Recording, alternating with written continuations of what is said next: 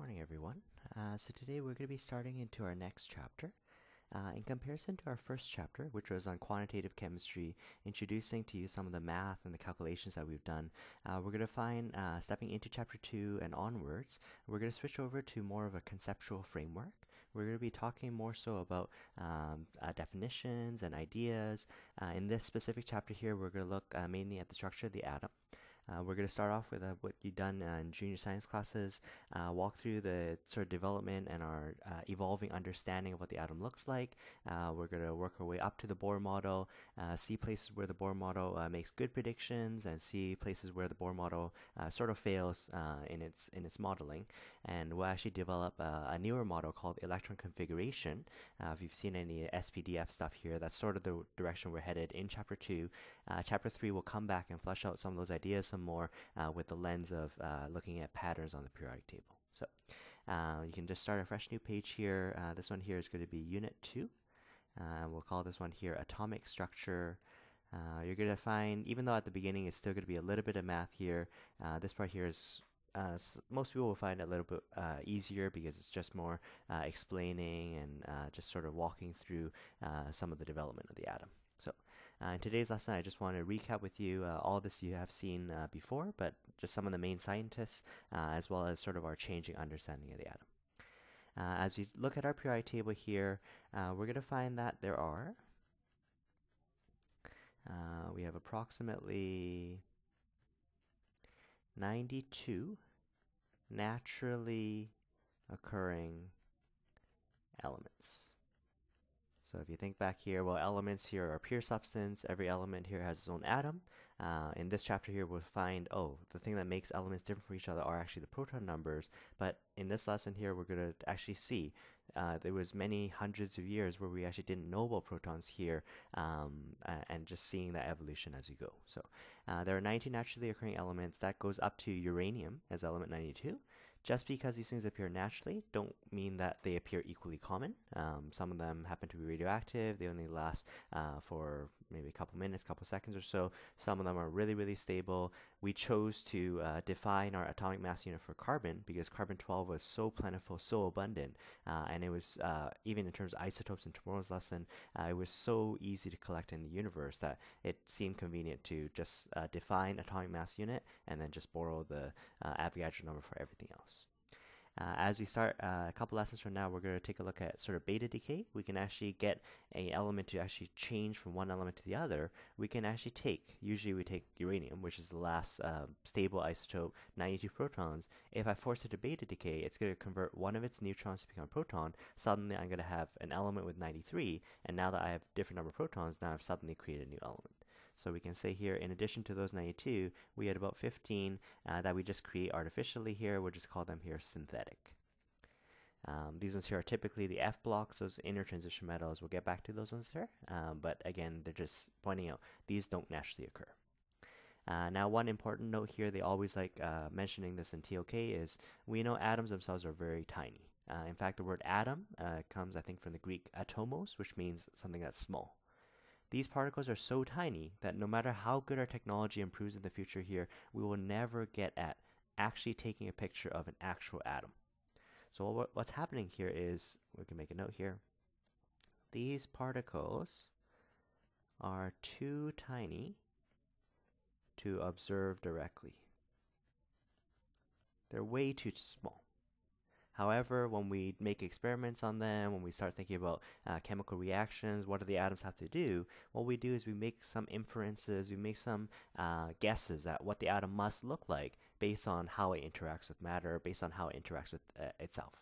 So even though these particles are much too tiny to observe directly, when we say, we discover something about the atom, or we know the structure of the atom here, that terminology of discovery is actually just an interpretation of experimental measurements. So observe directly, but I'm going to use that term discovered. Right? We found this element. This is what the element is doing.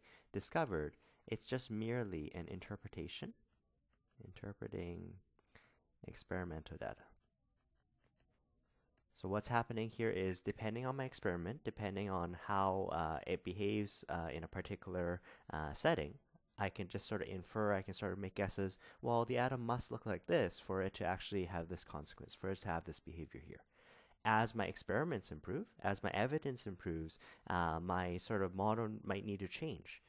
Maybe my older model here didn't quite predict, oh, I see this new phenomenon that this atom here does, and my old model can't explain that. So therefore, I need to modify my model. It's not us looking back through time and being like, oh, their model was so outdated, their model was wrong. But in some sense here, maybe their model was just incomplete. And what would a newer model look like as we have now collected newer evidences, our technology has improved, how can our understanding of the atom change? Note the atom has always been the atom. It's not like the atom itself is actually transforming, oh, now I look like this, now I look like this. It's just our understanding of the atom changes. So, as I mentioned here in today's lesson here, I'm going to walk through some main scientists. You probably know all these scientists' name as well. What you need to know in this section here is the name of the scientist as well as the model he corresponded with. We're going to start off here with a fellow named John Dalton. He was in the 1800s or so. His model of the atom here was this idea of a solid sphere model. John Dalton is typically called the sort of founder of modern chemistry here. Of course, he didn't work alone. He was sort of basing off of the idea of many of his contemporaries as well, but he's credited with sort of this whole idea. If you take a bulk sample, he imagined this bulk sample is made out of tiny, tiny particles that if I could have a sharp enough knife and I can just chop this up, I can eventually get to an atomos, a small particle that has all the properties of the bulk sample, and that's as tiny as we can get it. There's nothing tinier than the atom. So he would use words like, this thing here is indestructible. You cannot destroy it. That's as simple as you can get it. And in this case here, it's indivisible. You can't divide it. Again, using that language here, there's nothing that's tinier than it. At the time, he probably knew about 50, 60 pure elements or so. He had this notion here, perhaps, right, so I'm going to make a couple extra notes here. Every element, or each element, every element has its own atom, right? So maybe if I did this for gold, right, that would be a gold atom. Copper would have its own building block. Silver would have its own building block, right? He didn't necessarily know what was different about them, but he just assumed, oh, the reason why the elements are different is because they are built off of a different element. He was able to keep the pure substance list here fairly tiny because he had this notion, not only does every element have its own atom, if I somehow combine these elements, bonded these elements in different proportions, so every element has its own atom and can be combined. If you want to look into this here, he used terminology combined with definite. So that means every time you form the compound here, it is always exactly the same ratio. And sometimes, depending on the element, especially those nonmetals, they are covalently, their sharing of electrons, they can actually form with actually multiple proportions to form what we nowadays call compounds. And even though the compounds are made up of the elements, we can start making some predictions with what the compound would look like, what is some of the behavior. He had this idea the compounds would be fundamentally different from the atom itself.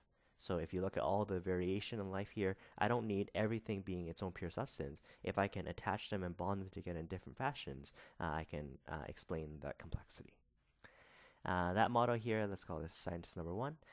We had to fast forward about 100 years. So you see that model sort of took hold, this whole notion, oh, there's things that are too tiny for us to examine, and sort of the experiments that supported that fact. Then we get to a fellow named J.J. Thompson. And J.J. Thompson here, he was about 100 years later, roughly 1900s or so.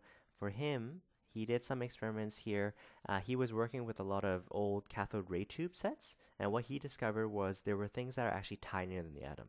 Specifically, he had discovered things that were charged because at this time here, as he was playing around with electric field, magnetic fields, he realized that it would take particles that were either positive or negative to actually respond to the electric field that somehow didn't match Dalton's model, which sort of said, yeah, every element here is its own atom, everything is tiny, but it's also this notion here, these atoms here have to be neutral. Having charges here are unstable. If the atoms themselves have to be neutral, that means there can't be any positive or negatives. And yet Thompson is coming on and saying, no, there's actually things that are actually charged that make up the atom. what's nice about science is when you come up with a newer model, you want to try to keep it as consistent with older models as you can, because again, it's not that it was wrong, but it's trying to identify places where it was incomplete. I've already sort of written it for you here. For Thompson, he had discovered, or he had sort of framed it as a plum pudding model.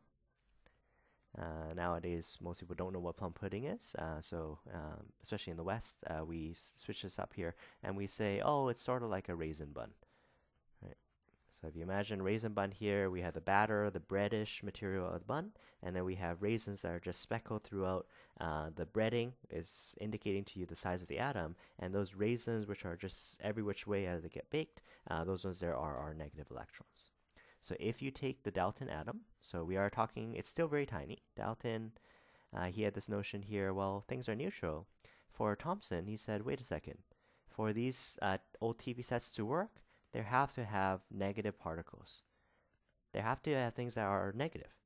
And yet, how did he make sure that it was still consistent with Dalton's theory that everything had to be neutral? He said, okay, it's okay for you to be neutral as long as we have the equal number of counterbalancing positive, and he imagined that there was a positive background.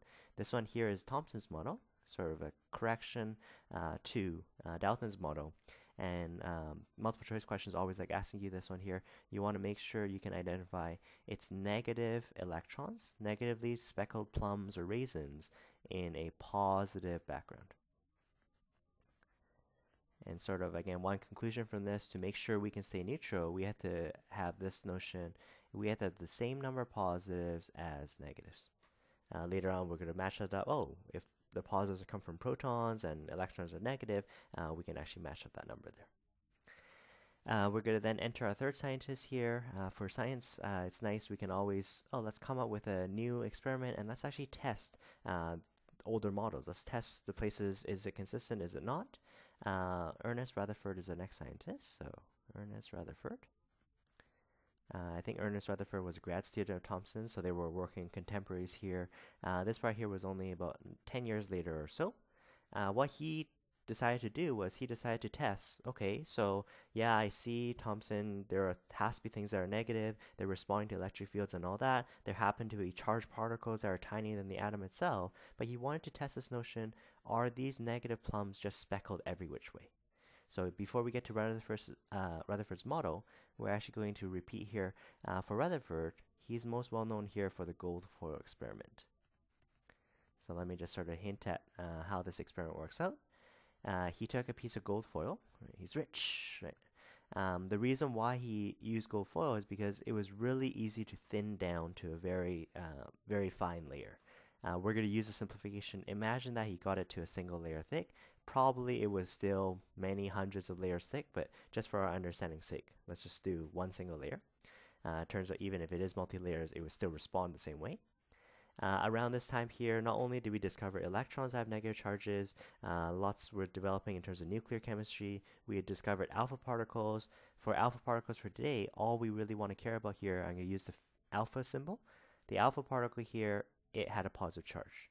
And what he did is he actually fired these fast-moving alpha particles at the gold foil, and he wanted to test what would happen to these alpha particles. Let me just zoom in here. He had this notion, if the negative plums here were just speckled every which way. As these alpha particles here are given a lot of kinetic energy at first and just sort of speeding towards the piece of paper, he would imagine I'm a positive particle. Depending on where the negatives themselves are, positive likes negative, I might get tugged in one direction here because of the negative. Because I do have some kind of trajectory, some sort of velocity, I'm not going to run into the negative, but I will encounter deflection. However, as I speed my way through this plum pudding, if I run into another negative later on, I'm going to get pulled backwards. Pretty much he had this hypothesis, alpha particles at the speed that I'm shooting them in at, they should pretty much be able to get straight through. So what Rutherford did is he ended up putting up a screen. He made it out of something phosphorescent here. Basically, whenever the alpha particles would hit those spots here, it would actually glow a bright light. It would actually show where the alpha particles had actually hit. In this case here, he had a hypothesis. This is my sort of educated guess based on the model that we're thinking. As a good scientist, however, he said, just in case my hypothesis was wrong, for him, his success was he actually made the detector actually wrap all the way around. Do you guys remember what he found? So he did this experiment here. He probably repeated it multiple times. Lo and behold, here his hypothesis was correct.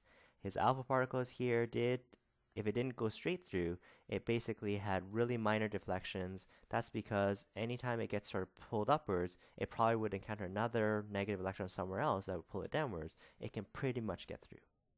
The particles that were strange to him, however, was those are the majority of particles. Majority got through. There were, however, some particles that actually hit this gold foil and actually couldn't get through at all and actually deflect at really odd angles back the way he came. He later wrote on a paper, at the speeds and the masses that I'm shooting this at, it's like firing a tank. The tank shells, right, lots of mass, lots of velocity. I fire at a piece of paper. I'm expecting these tank shells to rip straight through the paper, and yet some of these are coming back towards me. Something is wrong. I'm going to switch over to a simulation here just so that we can see what sort of the issue is and see how when he developed, there really is no name for this model. We can call it the Rutherford atom. You can call it a planetary system here. How did his fix actually address this? So let's just switch over here. I'll post a link to a simulation here if you want to play around with it later on. What's shown here in the red is Thompson's plum pudding model. So again, we have the reddish positive, that's the batter material. We have the blue negative plums here that are speckled throughout. This time for the simulation, I can just send in my alpha particles. The alpha particles are going to shoot straight upwards. And all I'm going to do here is I'm going to turn on the traces so you can actually see the pathways. They're not even going to animate it for you here. But basically, if you think about it here, any of these alpha particles here, they're already traveling really, really quickly. As they encounter negative plums, positive is attracted to negative. But as they get deflected, because they're going to run into negatives that are just sort of every which way, they're going to pretty much get straight through, if not just encounter the really odd deflection. To explain the ones that seemingly hit the atom and actually came back the way it came, for Rutherford, what he ended up doing was he said, okay, let's treat the atom as still the same size. I know it's still really tiny, that's what Dalton had said. But instead of the positives just being speckled, instead of the positives just being spread out throughout, let's actually squeeze all this red positive material and let's squeeze it into a tiny, tiny center called the nucleus. In fact, for him, his success was realizing most of the atom is actually empty space. Instead of the negatives that are speckled throughout, the negatives here had this notion, maybe the negatives are still marking off the size of the atom, but they definitely are not randomly oriented. So what we're going to do is we're going to switch over to the Rutherford atom. Imagine taking this red material, squeezing it into a tiny core. Nowadays we call it the nucleus. We're going to switch over just looking at one atom first. So imagine the atom used to be yay big here. I'm going to squeeze all that red material here into what's called the nucleus. We now know that positive is because of the protons.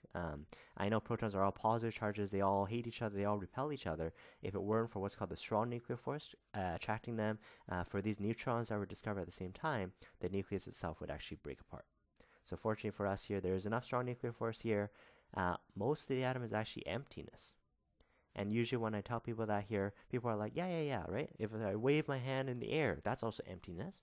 Well, no. In the air, it's made out of running into oxygens and carbon dioxides and hydrogens, heliums, things like that. In this case here, we are already on the atomic scale. An oxygen atom would be humongous in comparison to the scale. So when we mean vacuum, we mean actually really nothingness. How did this sort of address it? Let's fire those alpha particles. Again, I'm going to turn on the traces. There will be a lot of alpha particles that are not on a collision course with this single atom. In that case there, I'm positive. The nucleus is also positive here. Positive repels positive. I'm going to just step forward here. I get repelled by this one here. I'm going to get pushed away, right? However, there will be some alpha particles that happen to be on a collision course with this nucleus. And in that case there, I'm positive, it's positive. Because of that repulsion, it's first going to slow me down. I'm going to slow down, come to a stop. And then the question is, well, where'd I go? I don't have any more velocity to go forwards anymore. That same repulsion is going to cause me then to actually bounce back the way it came. So let's just play the clock here. A lot of them end up getting deflected off. Anyone that is on a collision course with the nuclei can't get through. You'll notice that they actually decrease in speed. And this one actually explained those odd particles that actually came back the way it came. Remember, we use a simplification. What if it was just a single layer thick here? You may or may not be able to see this here. As I switch over to even multi-atoms here, so this is now just animating two layers, the same kind of thing would happen. If I happen to be on a collision course with the nuclei itself, I may have really random deflections. I may even deflect back the way it came. It won't all just be cutting straight through. Right? See that one there? It just went downwards. So let's just flip back to our notes here. We're going to qualify some of this statement here in the Rutherford atom. So Again, there is no main name for this one here. You could call it Rutherford atom. Sometimes they call this the planetary model. So planetary model, ooh, I don't know why my color changed there. But for the planetary model here, I want you to imagine taking the Thompson model. Thompson had this notion, the electrons are just randomly distributed. There's no like, oh, all the negatives are speckled on one side and there's no always the same deviation. It's just random. However, for the planetary model, what we did is we then sort of, the atom is still the same size, but instead of this positive backing that Thompson said, he squeezed all that positive into what we nowadays call the nucleus. The nucleus here is a very, very dense center. We know that positives are based on the protons. There was a fellow named Chadwick that discovered at this time here, they called them neutrons as well, which is why these particles in the nucleus, sometimes together, you can refer to them as nucleons. Particles of the nucleus. Right.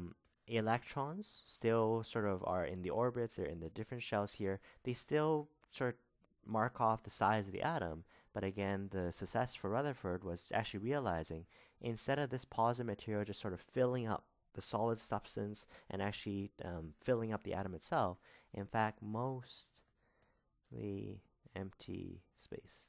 Most of the atom was actually emptiness. So that when I had these alpha particles here, I was shooting them to the right. If I was not on a collision course with this one here, I'm positive, I get repelled by it, I pretty much cut straight through. If I am on a collision course with any of these ones here, that can explain the ones that actually came back the way it was sent. So that's the Rutherford atom here. Fast forward another 20, 30 years or so, enters Niels Bohr. So this is where we actually get the Bohr model. This is the model we're going to look at in a little more detail. So this is around the 30s or so. He looked at all the experimentation. He was convinced with sort of Rutherford's model. Well, yeah, most of the atom is actually empty space. For him, he also did some experiments. We'll talk about specifically what he did. And basically, he ended up having this notion, well, sure, we still have the nucleus. This is made out of part protons, and it has some neutrons that have no charge to it. Electrons, which mark off sort of the outer shells. Electrons, for some reason, they can't all exist on the same shell, the same distance from the nucleus. For Bohr, he basically did some experiments. He ended up realizing electrons can actually jump up and down these shells depending on if it's gained energy or if it's releasing energy here. So he had this notion that the shells here, electrons can be on any number of shells. So we're going to leave off here with Niels Bohr, or the Bohr model. For this, we introduce our term here. We get what are called subatomic particles. Subatomic particles are particles that are subatomic within an atom, that make up the atom. So I'm going to set up a chart here. We're going to have protons, we have neutrons, and then we have electrons. Just in terms of symbols here, P with a plus, neutrons with a 0, E with a negative, that's for electrons. I'm going to mark off for you on this chart here, where's the location, where can I find them? I'm going to mark off for you what's called the relative charge and the relative mass.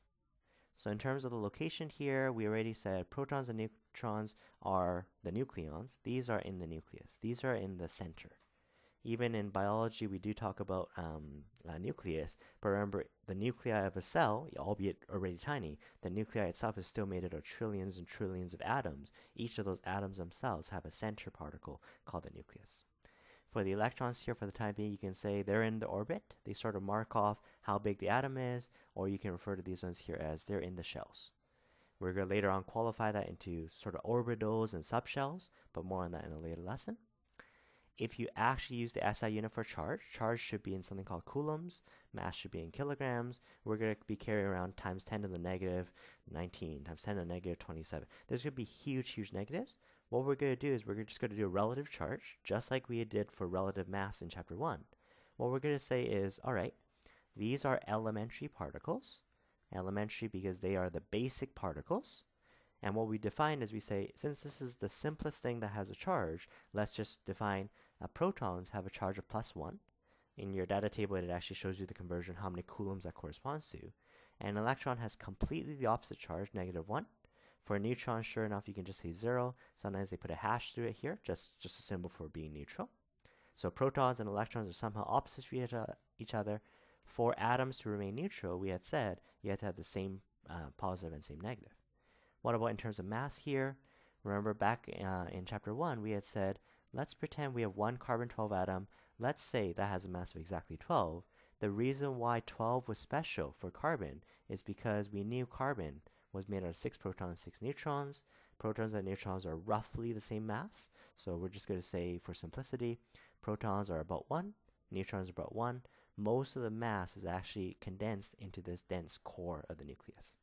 Electrons here on order, this one here is probably about 2,000 times less massive. In terms of substance, in terms of material, it's not that much, but in terms of charge here, it does have a full negative to counterbalance the positive. So with that, let's take a look at some sort of easy style questions. Well, how do we actually identify what makes one element different from the other? Let's take a look at an element here. Let's choose carbon, sure. So going to our trusty periodic table here, I'm going to revisit some of the terminology for you. This 6 here, we know this one here is called the atomic number. For whatever reason, they use Z for atomic number. This one here is easily just the number of protons. This number here, it's the number of protons that actually defines the element. So in this case here, carbon is element number 6. What makes carbon carbon is to have 6 protons. The second that you have 7, you're no longer carbon. So let's take a look at the other number here. Remember when it was unrounded, we had called this one here by itself. This is called atomic mass. We'll come back in tomorrow's lesson to actually identify why there's decimals. Because a proton and neutron is rounded to sort of one relative unit, what I'm going to do is I'm going to round this to the nearest whole number. Note sometimes this rounding actually gets it wrong, but we're going to do it anyways here. 12.01, yeah, that's pretty much 12. Once you've rounded it to a whole number, we're going to now call this one here the mass number. And for mass number, we're going to use capital A for it. And this one here is going to be the mass of particles. We just did this. Well, the mass of particles are the ones that are in the nucleus. So we're looking at the protons, we're looking at the neutrons. The mass number is going to be the number of protons plus the number of neutrons. So let's do a little bit of math here. If the mass number for carbon is 12, and I know 6 of them have to be protons because it has to have 6 to be an element carbon, how many neutrons do we have? Oh, the neutrons have to be 6. So far we can find the number of protons based on the atomic number. We can find the number of neutrons based on the mass number. What about number of electrons? For number of electrons, we're going to go straight back to Dalton. Dalton was saying things have to be neutral. Whenever we have terms like atom, like molecule, sometimes they're a little bit redundant and they say, oh, let's pretend we have a neutral atom or a neutral molecule. Those two words already mean neutral. I know charges are unstable. So for those ones to be neutral, he had already set this notion, we have to have the same positives and negatives. We now know it's the protons that are positive, so what we have is the number of protons that are positive has to match up to the number of electrons. Whenever these two are not equal, we get what are called ions. In this case here, let's say metals tend to lose electrons. We can get, so ions in general means a charged particle. We can get the first type of charged particle here, which are cations. Cations are positive. They're going to have more protons than electrons. And in B, I can have anions. Non-metals typically gain electrons, they get reduced. The number of protons is actually less than the number of electrons. So whenever these two don't equal each other, we've now become charged, we've now bonded. So to sum up this here, sometimes they shortcut this one here. They express these in what's called standard atomic notation. The standard formatting I'm going to show for the atom, what I'm going to do is I'm going to use the symbol. I'm going to call it X for now. I'm going to put the element number, atomic number, down bottom left. I'm going to put the mass number in the top left. And if I have a charge, I'm going to put the charge in the corner. So, for example, for carbon, I would say for the symbol carbon, the Z, element number 6, the mass number I'm looking at maybe is carbon number 12. That's the most common isotope. Carbon typically doesn't take on charge, so if it's not there, I can say 0. There are sometimes carbon does form a charge, let's say I form a carbide. If I have a charge, I'm just going to put that charge in that corner. And in that case there, it would mean I have to have 4 more negatives than positives, just so that overall I can be an anion. So I'm going to leave you off with a couple quick questions. I usually call this here, see if you can identify the PNEs for me. What I'm going to do here is I'm going to choose just 2 random elements. Let's choose aluminum as an atom. Right. I want you to just identify how many protons, neutrons, electrons.